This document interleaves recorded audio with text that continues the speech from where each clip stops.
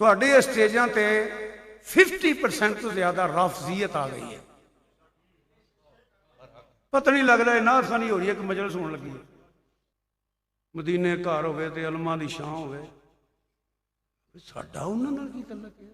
ਉਹਨਾਂ ਤੇ ਉਸਮਾਨ ਦਾ ਨਾਂ ਨਹੀਂ ਲੈਣਾ ਭਾਵੇਂ ਗਾਜ਼ੀ ਅब्बास ਦਾ ਭਰਾ ਹੋਵੇ,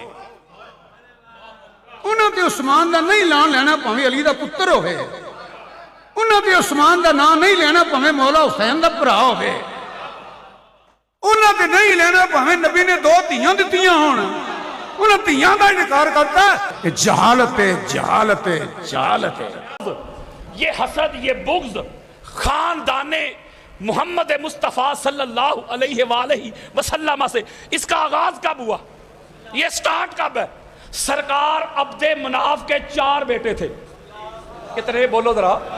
4 बेटे थे। सरकार हाशिम, फिर सरकार मुत्तलिब और अब्द शम्स और नौफल, ये 4 बेटे थे सरकार अब्दे मनाफ के। एक बात आपको समझा देता हूँ, ये जो इमामत नबूवत का नूर था ना, नूर, ये सिंगल था। और सादा कर देता हूँ, यानी मोहम्मद और अली का नूर वाहिद था। ये मेरा मौजू नहीं, वरना नेक्स्ट कभी मौका मिला तो सारी हदीसें इसी पे पढ़ूंगा। मैं आपको एक बड़ी ख़ास बात समझाना चाहता हूँ कि यानी नबूवत और इमामत एक नूर में आ रहे थे। एक नूर में इमाम अहमद बिन हम्बल की फ़ज़ाइल सहाबा, हमारी अहले सुन्नत के सर का ताज है इमाम अहमद बिन हम्बल, उसकी हदीस का नंबर है 1130 1130। उसमें यह रवायत मौजूद है कि नूर एक ही था, नूर। अब ये होता था कि अल्लाह इस नूर को जिस सुलभ में ट्रांसफ़र करता था ना, वो नूर की बरकत से उसकी पेशानी पे नूर चमकता था। बोलो यार। तो जब सरकार अब्दे मनाफ के 4 बेटों में नबूवत और इमामत का नूर आया सरकार हाशम की तरफ, जब सरकार हाशम की तरफ आया तो नूर उनकी पेशानी पे चमकता था। हसीन थे, जमील थे, मुआशरे में, सोसाइटी में उनकी बड़ी इज्जत थी, नाम था, वकार था। ये जो था ना अब्द शम्स, इसका एक बेटा था उमैया बिन अब्द शम्स। ये दोनों बाप और बेटा उमैया बिन अब्द शम्स, ये सरकार हाशम का ये जो प्रोटोकॉल था गैर मामूली, आपकी ये जो अजमत थी, आपकी ये जो रिफत थी, आपकी जो नफासत और तहारत थी, इससे हसद करते थे। बंदा पता हसद किससे करता है? जिसको समझता है ना ये मुझसे बेहतर और अफजल है, वो उसी से हसद होता है यार। वो कभी निकम्मे बंदे से भी हसद हुआ है? नहीं समझ रहे, मैं पंजाबी में समझाता हूँ। ये पूरी कायनात में हजूर की अहले बैत से हसद हुआ है। बोलो। मैं एक ही जुमले में समझाता हूं, जिसने हसद किया है, सुनो बात, ए जेड़े जेड़े किसे कम जोगे नहीं सुनना। ओए होए वो यारो निकम्मे, न जहाद, न ज़ुहद, न वरा, न तकवा, न तहारत, न यकदा, न बेदारी, न क़ियाम, न रुकू, न शुजात, और जेड़े किसे कख जोगे नहीं निकम्मे सुनना, उन्हें अहले बैत ना हसद की थी। ओए होए होए होए। तो ये नकम्मा मुतलक था, घटिया, पस्त, गंदा, गलीज, इतना नजस और रिज्स, गंदगी का ढेर। तो सरकार की नफासत और तहारत से हसद करता था। कभी उधर बैठना, चैलेंज कर देना, मेरे साथ मुनाजरा करे। तो सरकार हाशम अलैहिस्सलाम इसको दफा करते थे। इसकी औकात क्या है, इसकी हैसियत क्या है? मैं हसद का आगाज़ बता रहा हूँ। जब इनकी गुस्ताखियाँ ज़्यादा बढ़ गई तो मक्का के कुछ शुराफा थे, उन्होंने सरकार हाशिम अलैहिस्सलाम की बारगाह में अर्ज़ की कि हजूर ये जहाँ बैठता है घटिया बातें करता है, तो इसको रोकना पड़ेगा। हमने इसका चैलेंज कबूल कर लिया, मुख्तसर समरी दे रहा हूँ, अब आजा बैठ जा। आमने सामने हो गए, मुनसफ बैठ गए। तो मुनसफ कहते हैं, बता तेरे अंदर क्या कमाल है? तू जो कहता है कि मैं बेहतर हूं, अपनी बेहतरी तो बता। कभी आले मोहम्मद के सामने भी कोई बेहतर बन सका है? ये मौलवी आज तक कोशिश कर रहे हैं कि बंदियां नूं रंग रोगन करके ना किसी तरह से अहले बैत के बराबर कर दे। ना भाई, ये 1400 सालों से लगे हुए हैं। یہ اہل بیت کے ہم منصب تو کیا، اہل بیت کے نوکروں کے نوکروں کے نوکروں کے نوکروں کے برابر بھی نہیں کر سکے۔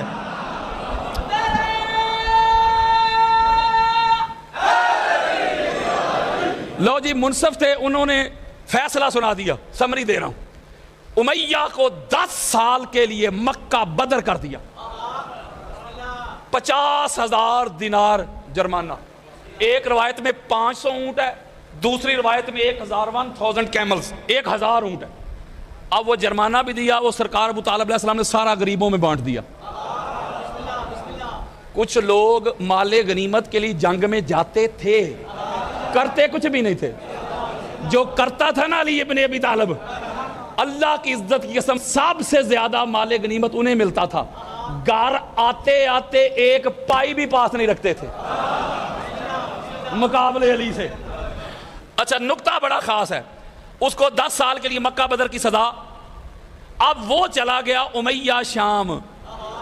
ذرا جاگنا ہے آپ نے، میں کو کچی بات نہیں کر رہا، الاستیاب پڑھیں، عبدالغابہ پڑھیں، طبقات ابن سعد پڑھیں، تاریخ تبری پڑھیں، ابن خلدون پڑھیں، ابن حشام پڑھیں، البدایہ و نہایہ پڑھیں، مولانا مدودی پڑھیں، اہل سنت کی کوئی کتاب لے آئیں، ہر کتاب میں لکھا ہے، کچی باتیں نہیں کر رہا، جو لوگ مجھے جانتے ہیں ان کو پتہ ہے، حوالوں کی کمی نہیں۔ امیہ ادھر چلا گیا شام، ادھر حرب کی شادی ہوئی، اس کا بیٹا پیدا ہوا ابو سفیان، ادھر سرکار ابو طالب سرکار عبداللہ کی شادیاں ہوئی، بیٹے پیدا ہوئے محمد اور علی، ادھر ابو سفیان کی شادی ہوئی تو بیٹا پیدا ہوا معاویہ بن ابو سفیان، ادھر سرکار محمد اور علی کی شادیاں ہوئی، ایک کی طرف پاک سیدہ کی آمد ہوئی، ظہور ہوا، دوسری طرف حسنین کریمین، ادھر معاویہ کی شادی ہوئی، بیٹا پیدا ہوا یزید پلید۔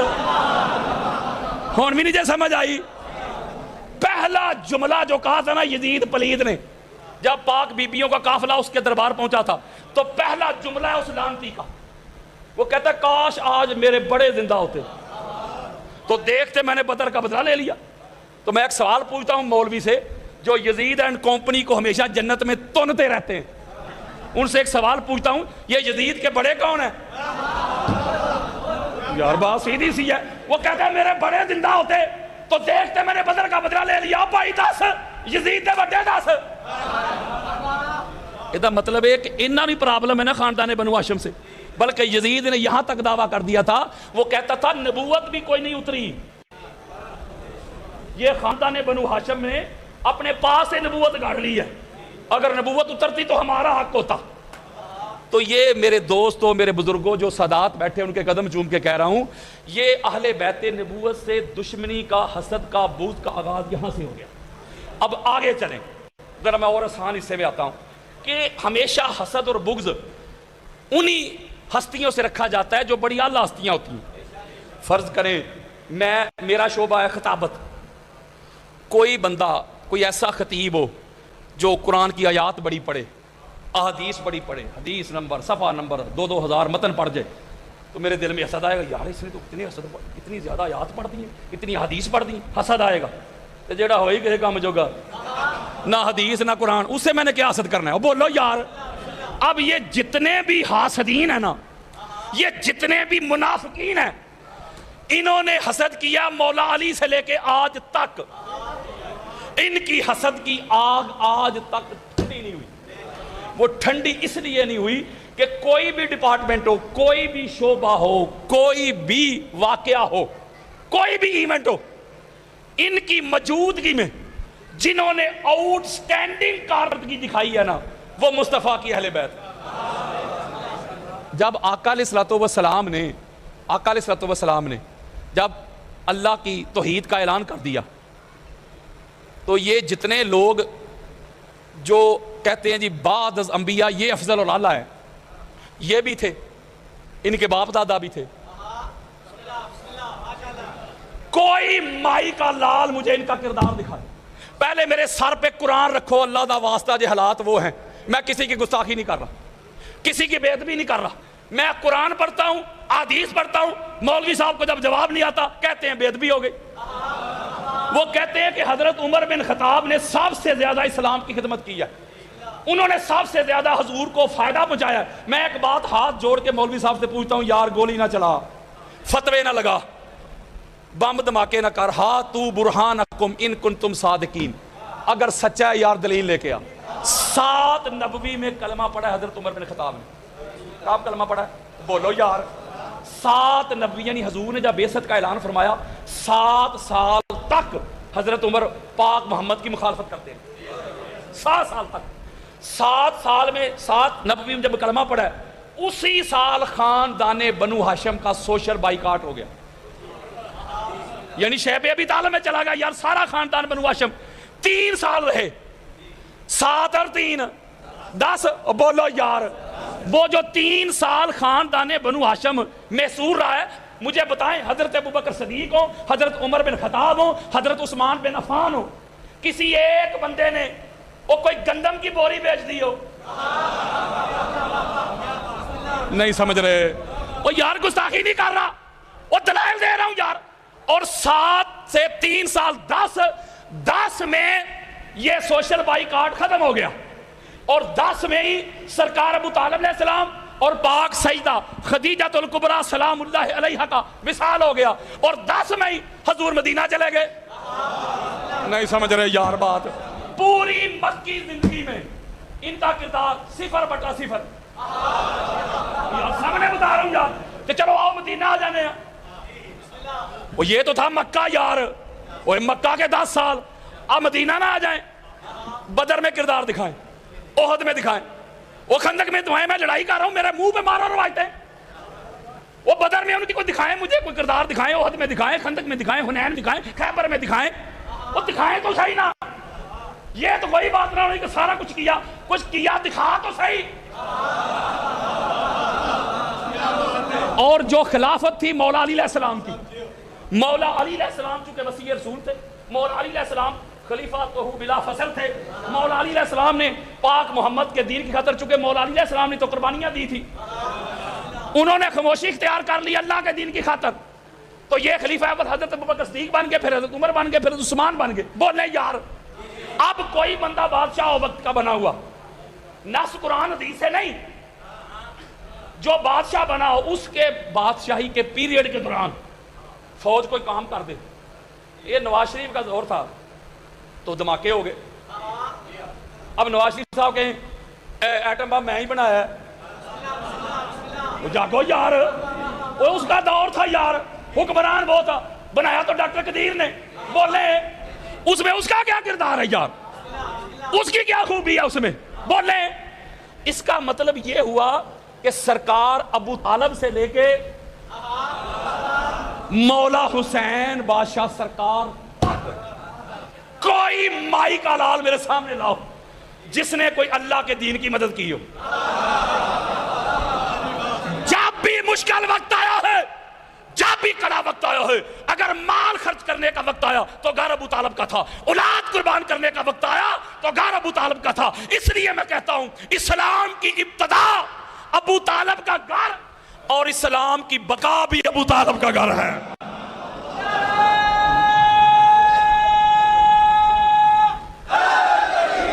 کفار جب بچوں کو پتھر دے کے حضور کے پیچھے لگاتے تھے, سارے لوگ ادھر ہی تھے. جب سرکار ابو طالب دشمنی لے رہے تھے اس وقت تک یہ لوگ ان کے باپ دادا نہیں تھے, اور اس وقت جو ان کے باپ دادا کر رہے تھے میں وہ سنا ہی نہیں سکتا آپ کو, میں وہ بیان ہی نہیں کر سکتا. بے شک بخاری میں لکھا ہو, مسلم میں لکھا ہو, ابو داؤد میں, نسائی, ترمذی, حاکم, قسطلانی, اسقلانی, سیوطی, بیہقی, طبرانی. یہ کیسا دستور زبان بندی ہے تیری دنیا میں. یہاں تو حق کہنے کو ترستی ہے زبان میری, نہ جانے کون مار دے کافر کہہ کے, شہر کا شہر ہی مسلمان بنا پھرتا ہے. سرکار ابو طالب علیہ السلام سے شروع ہو جائے, ان کے بیٹے ہیں مولا علی. جب بچوں کو پیچھے لگاتے تھے تو حضور علیہ السلام چونکہ ساری کائنات کے لیے رحمت بن کے آئے تو آپ تو کچھ نہیں نہ کہتے تھے. تو مولا علی علیہ السلام نے عرض کی یا رسول اللہ آپ تو کچھ نہیں نہ کہہ سکتے, اگر بچے ہی بچوں کو پٹکے وہ جاگو یار, پھر تو کوئی اعتراض ہی نہ بنتا. میں ایک جملہ کہنے لگا ہوں, جب بھی پاک محمد پہ, اور میں انبار لگا دوں گا کسی کو مسئلہ ہو, کسی کا آزما خراب ہو, جب بھی پاک محمد پہ کوئی مصیبت آئی ہے نا, کوئی مشکل آئی ہے, تو جس ہستی نے آگے بڑھ کے کہا نا یا رسول اللہ پریشان نہ ہو, میں ہوں نا,